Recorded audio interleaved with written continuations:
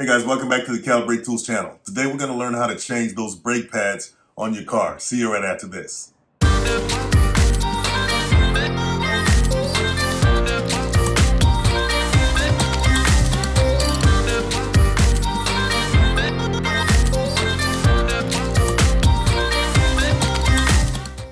So right here you see the difference between a new brake pad and an old brake pad or a worn out brake pad.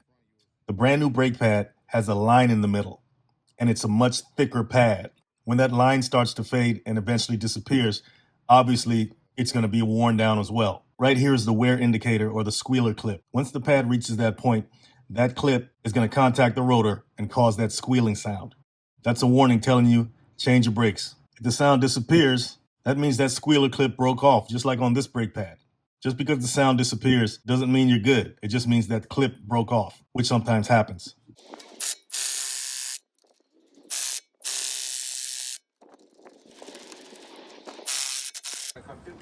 All right, so unfortunately, sometimes you got to deal with stripped lug nuts. How did they get stripped? Well, sometimes you go to a tire place, get your tires changed, and when they put the tire back on, they end up over-tightening the lug nuts with those air guns that they use. They're just thinking about getting you out of the shop and moving on to the next customer. So when you got to change a tire or the brakes yourself, you end up having to do extra stuff, like using the handle of your car jack as leverage to get the lug nuts off. But you got to do what you got to do.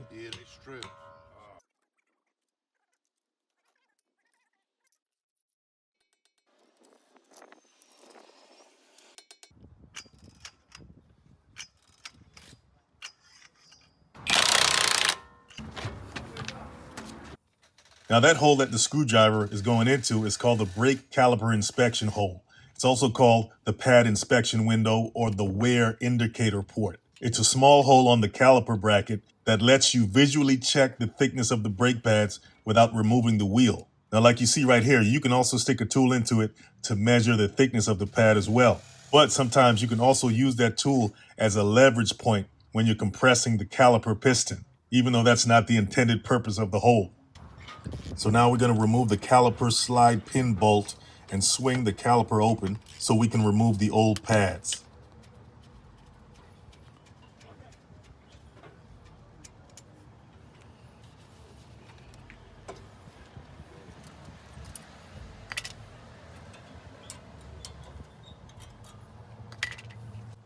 All right, so we're going to spray some brake cleaner onto the rotor to get any dust or grease off of it. And if any of that gets embedded into the new brake pad, that can actually reduce the stopping power of your brakes. It can even make your brakes squeal and cause your brakes to wear out faster.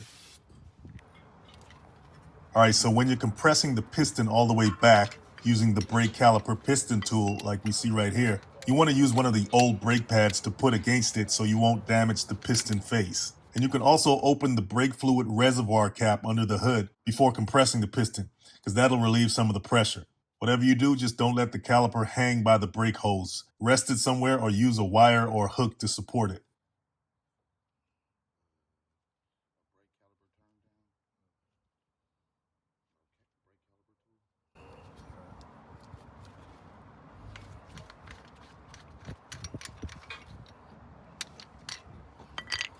So when you're getting ready to install the new brake pads, you want to apply brake caliper grease. It's also called brake pad lubricant or caliper slide grease onto the pad. It usually comes in a small packet in the brake pad box. You want to apply it on the back side of the brake pad, the metal side, the side that's going to be between the pad and the caliper piston. You can also apply it to the edges of the new pad where they're going to contact the caliper slide rails. You can even put some on the slide pins as well.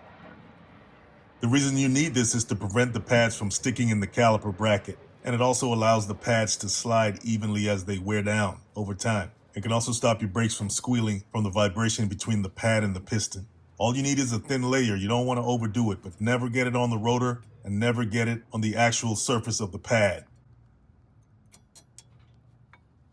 After installing your pads, close the caliper bracket, put your slide pin bolt back in, and tighten it.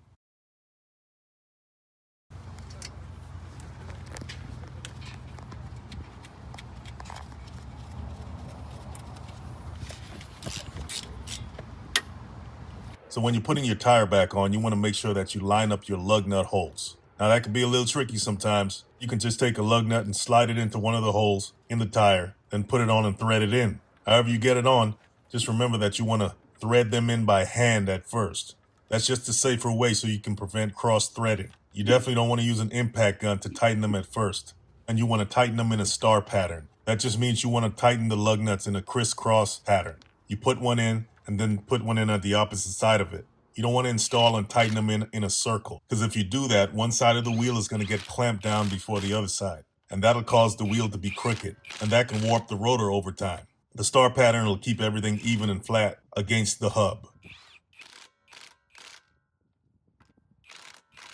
Now, one of the lug nuts was so stripped that it just didn't make sense to put it back in, but you can still drive on 4 instead of 5 lug nuts. Just replace it as soon as you can.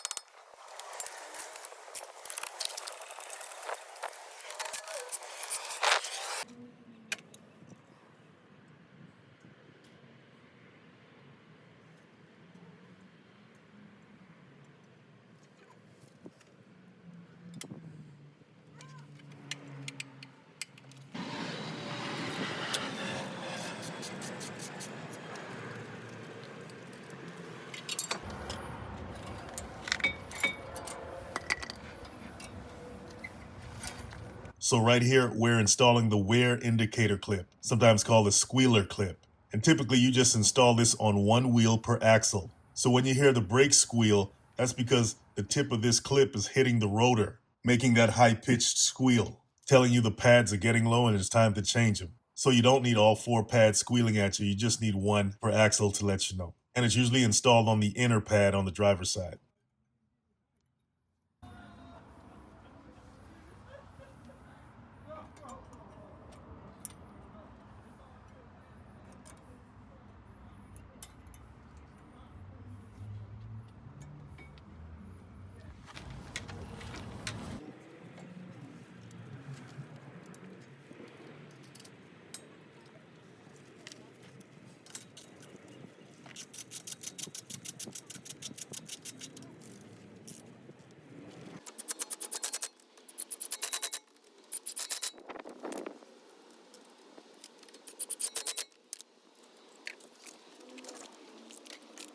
All right, so when you're done, you want to make sure that you pump your brakes, because when you open the caliper at first with the caliper piston tool, you push the piston all the way back into the caliper to make room for the new thicker pads. So you have to pump your brakes to make sure the piston comes out again to touch the new pads. Now, when you first pump it, it may go straight to the floor. That's because the piston needs to come all the way out of the caliper to make contact with the new pads. But you have to keep pumping it repeatedly to push the brake fluid back out to extend the piston to touch the new pad. Once the pedal stiffens up, you'll know that the piston is touching the pad.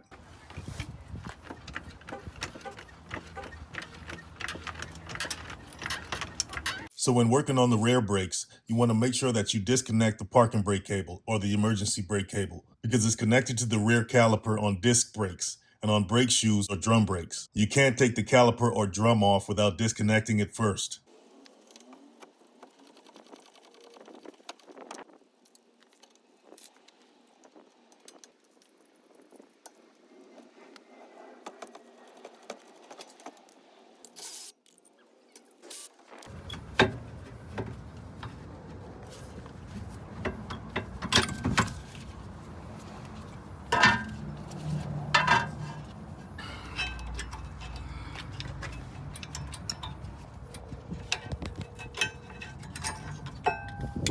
All right, so once we got access to the caliper, once we disconnected the parking brake cable, we have to open the emergency brake housing to get access to the piston to push it back. The rear caliper piston is threaded so it doesn't push back like you would in the front brakes. Here you have to screw it back because the parking brake mechanism is built into the piston itself. That star key adjuster is going to let you release the tension on the parking brake, and that'll allow the piston to turn and retract. If you don't release the tension first, the piston won't screw back in smoothly. So you don't want to make the mistake of forcing that piston back without screwing it. That'll damage the piston, or you'll be sitting there wondering why it won't go back. And yes, you can use the caliper piston tool to push the piston back That's probably the safer way instead of the channel locks, because you risk damaging the boot with the channel lock. So to be on the safe side, push the piston back with the caliper piston tool.